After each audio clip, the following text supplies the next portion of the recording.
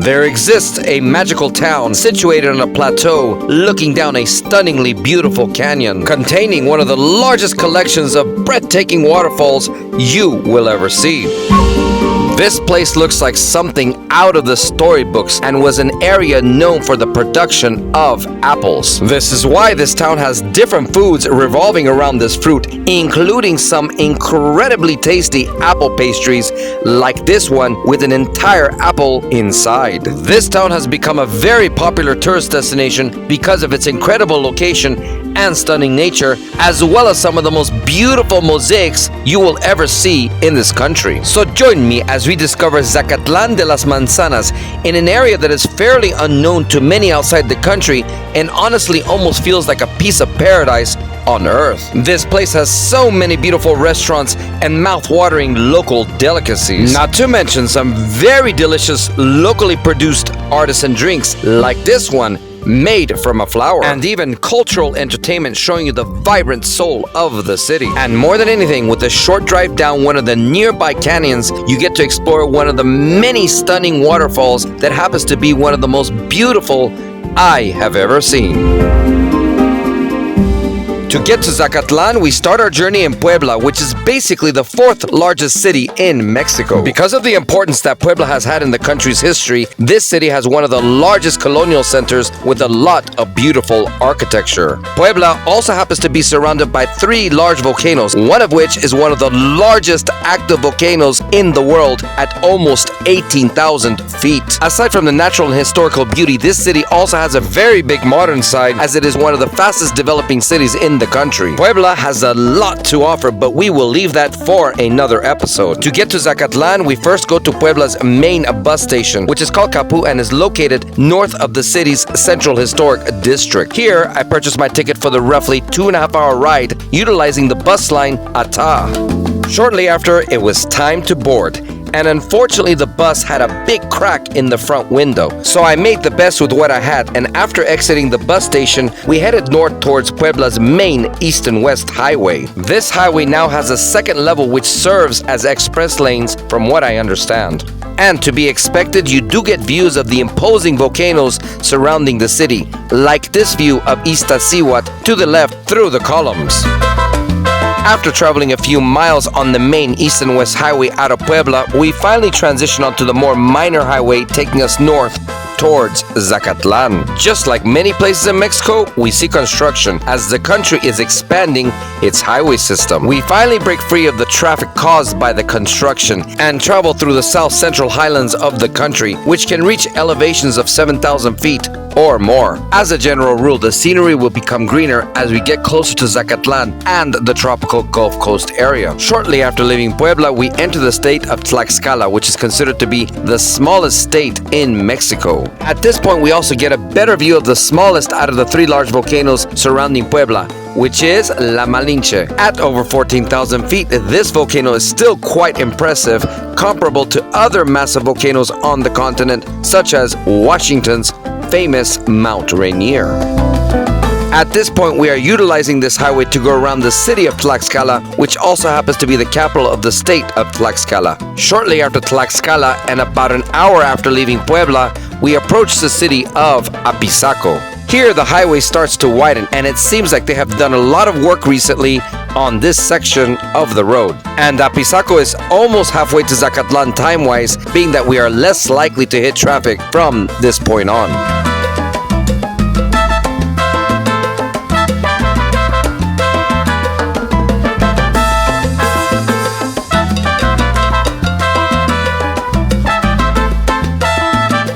We finally exit the highway and enter Apizaco for our first official stop since leaving Puebla. I take advantage of this opportunity to purchase some snacks from people entering the bus during the stop. These snacks can range from your typical chips and soda to more homemade looking foods. 10 pesos. 20 pesos for these cookies. After having what seemed to be homemade coconut ice cream and cookies, I was now ready for the second leg of the trip. This part of the journey will take roughly an hour and a half and is more rural and scenic in my opinion as we approach Zacatlan. Along the way, just like many places in Mexico, we see heavily armed security forces.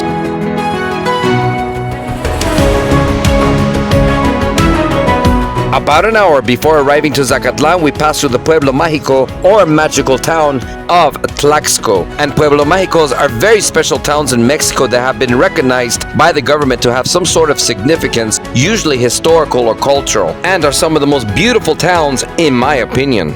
At this point, we're about 50 kilometers from Zacatlan, which is roughly 30 miles. This is essentially the last half an hour of the trip, and we go through one more mountain pass before arriving to another Pueblo Mágico by the name of Chignahuapan, which is the last stop before arriving to Zacatlan. It is common practice here to make 3 lanes out of a 2-lane road, so you will often see cars driving on the shoulder to allow other vehicles to pass in the middle of the road along the double yellow line. After about 2 hours of traveling, we arrived to Chignahuapan, which is almost like a twin city to Zacatlan and the last stop before arriving into Zacatlan. Shortly after Chignahuapan, we finally enter the beginning of the Zacatlan area where it really starts to green up and we start to see touristic elements. We also get to enjoy the last part of the program that was playing for us in the bus.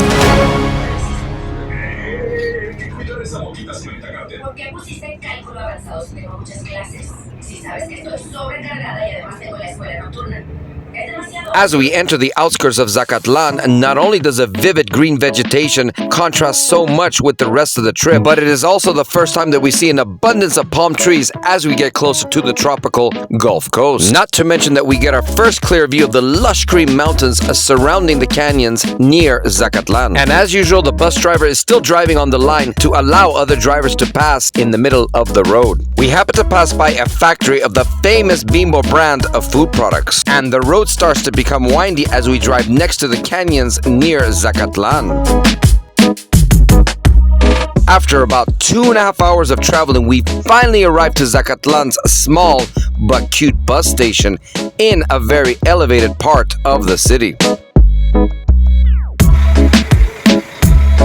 As soon as I arrived in the bus station, I noticed a small restaurant cooking what seemed to be homemade food, so I decided to check it out. From what I was told, they were cooking Zacatlan-style gorditas, so I decided to buy one and take it with me to my hotel. And as I exit the bus station to grab a taxi, I am almost overwhelmed by the natural beauty of this area.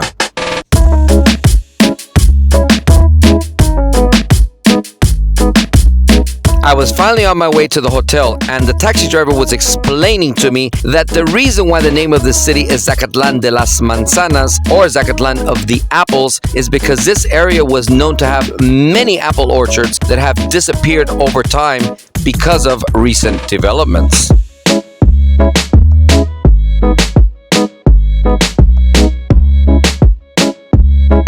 After this brief taxi ride, I finally arrived to my hotel, which was a very small hotel on the second floor of a building containing only 4 rooms. The hotel was quite economical, and I have to say it was in a fantastic location. So let's check out the room. It's what, about $40 got me here in Zacatlan. Great location. I'm gonna put the food that I bought from the station down to give you an idea of what we see here. Like a little balcony that gives you a view of the city. About 2 blocks from the main plaza.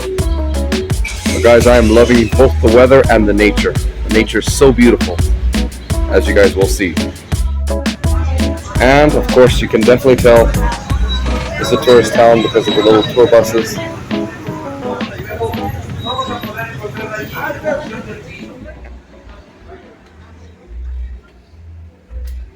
Pretty simple but nice bathroom.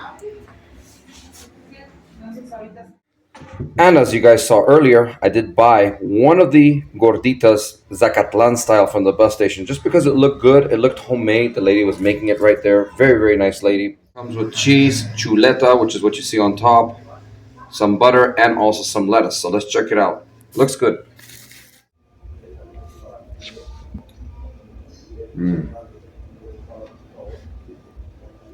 Again, it's nothing complex. It's just that it just tastes very natural, very homemade. Again, one of the main reasons I love coming to this country. After having this delicious gordita, it was now time to check out the town, starting with the main plaza, which was just a few blocks away. And just like other Pueblo Mágicos, you find beautiful cafes and restaurants nestled in historic-looking buildings. We're turning onto Calle Josefa Ortiz de Dominguez. At about 2 blocks from the hotel, we reached one of the most important landmarks of the city, and that is Parroquia Franciscano de San Francisco de Asís, which was a temple built in the mid-1500s, making it one of the oldest in the Americas. In front, we have Plaza Santa Cecilia, which is adjacent to the main plaza of the city. My initial goal was to discover the main plaza next, but as I was crossing Plaza Santa Cecilia, I noticed these cute-looking vendors, so I decided to check them out.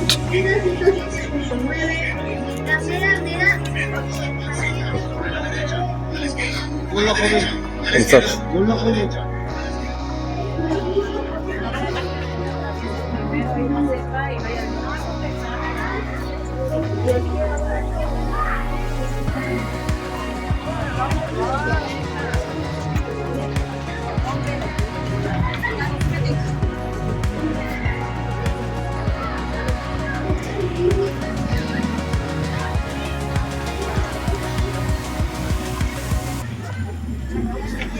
At the tail end of these vendors, I reach another notable landmark of this city, and that is Parroquia San Pedro. And being that I tend to do these walks in a very spontaneous manner, I kept on walking in the same direction and realized that these vendors actually led into the market area. Enjoy raw footage of the market area of Zacatlan before moving on to the picturesque main plaza, as well as the breathtaking waterfall. And as I have said before, I love to check out the market areas, to feel the pulse of the culture. I feel like there's more authenticity in these areas.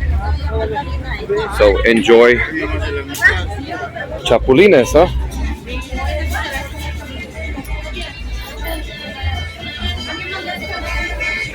For those who don't know, chapulines, if I'm not mistaken, are grasshoppers. This is a big delicacy. More in the south. The more south you go, it becomes a bigger deal.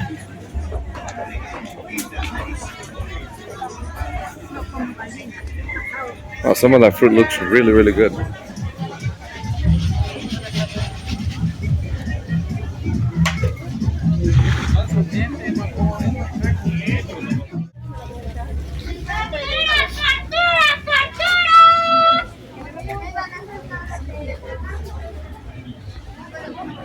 Oh, this is actually a pretty big market area for a city of this size.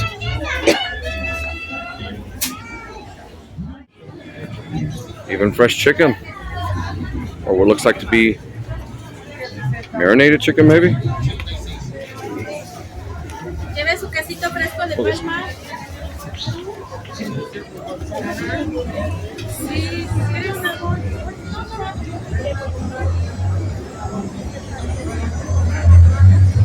Des amis, pas de famille, en profite public, un avis. Everybody's getting ready for the holiday spirit. Maybe not everybody, but a good number.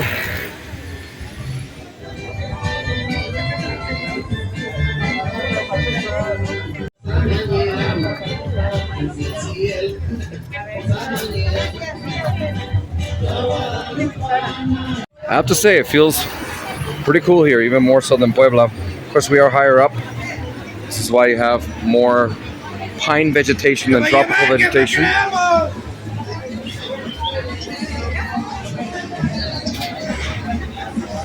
Wow, I never imagined this market area to be so big.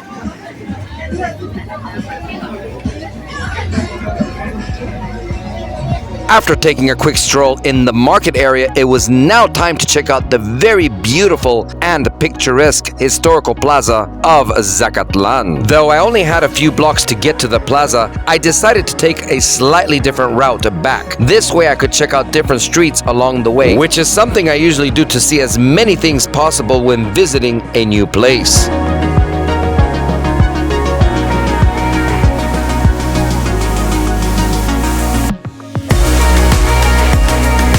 As I approach the main plaza, the street gives way to a stone-paved pedestrian walkway. And after walking one very long block along this pedestrian walkway, we finally reach the beautiful and rather large historical plaza of Zacatlan de las Manzanas.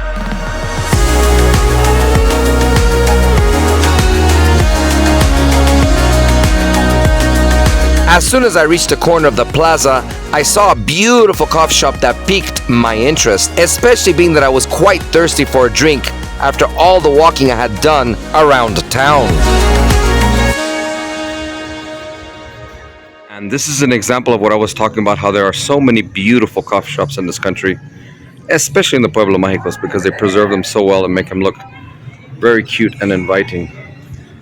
I'm almost seduced to go inside, but I want to take advantage as much of the daylight as I can. Look at that, they even have made good use of the second level. Just like many coffee shops that I've been to in this country, you could definitely see that there was a lot of artistic creativity utilized for the interior design of this place. Even the bathroom was cute and rustic, and with this, I purchased a matcha and continue exploring.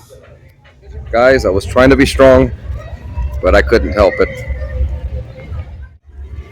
But you know what that means? I'm going to have to get another matcha. Gives me an excuse to check out another coffee shop in this town.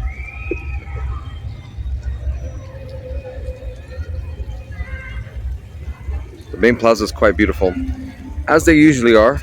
Every plaza in every Pueblo Mágico has a slightly different flavor to it. Like this one, for example, if you look, the gazebo is very wide. Usually they're higher and more narrow. So this is quite unique here. In that sense, I don't think I've seen a gazebo that wide, at least not recently. A matcha cheers to one of the most beautiful towns in this region. And with that, it was time to check out one of the most iconic things you can find in this plaza. And that is the double-sided flower clock, which was built by a local company that is supposedly one of the first clock makers in Latin America. And not too far off, I found a lady selling what seemed to be authentic apple pastries. And if you can believe it, she was selling each of the pastries for 30 pesos, which is roughly $1.50 at the time. All right, guys, so I got two different things of apple inside. You have to, because this is Zacatlan de Manzanas, which means Zacatlan of apples. So from what I understand, this area used to have a lot of apple trees, apple orchards, however you want to say it. Of course, over time, they cut down a lot of these trees, or practically almost all of them, from what I was told, to build homes, to develop, unfortunately, but it's still known for it. So big part of the culture and the history of this area. Just like other Pueblo Mágicos, Zacatlan too had its touristic sign, which is a great place to take a picture. After admiring this beautiful sign, I decided to continue walking around to explore the city a little bit more before heading out to the waterfall. And as I was walking around, I became anxious and I had to try the pastry that I just purchased, especially being that food in these Pueblo Mágicos tend to be very delicious. Although I'm almost finished with this pastry, one of the things that I really liked is it did not feel very sweet. The filling was just right. It wasn't too sweet, too bland. It was honestly one of the best pastries I've had made with apple. At an elevation of roughly 6,700 feet, this area definitely is one of the cooler towns in the country. And for those who like the cooler weather, this is definitely a place you might want to check out.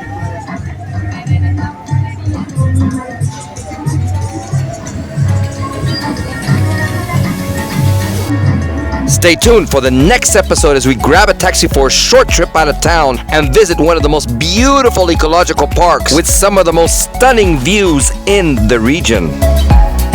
If you're a lover of nature and hidden gems across the globe, then this next episode is the episode for you. Especially being that this park contains one of the highest waterfalls in North America. We will even get to explore another part of the park that is arguably equally as beautiful as the waterfall. Aside from this, we will finish off in a very stunning and colorful restaurant that is representative of the region with a very iconic dish. We will also discover other captivating and stunning sights in town, including a massive collection of some of the most beautiful mosaics you will ever see.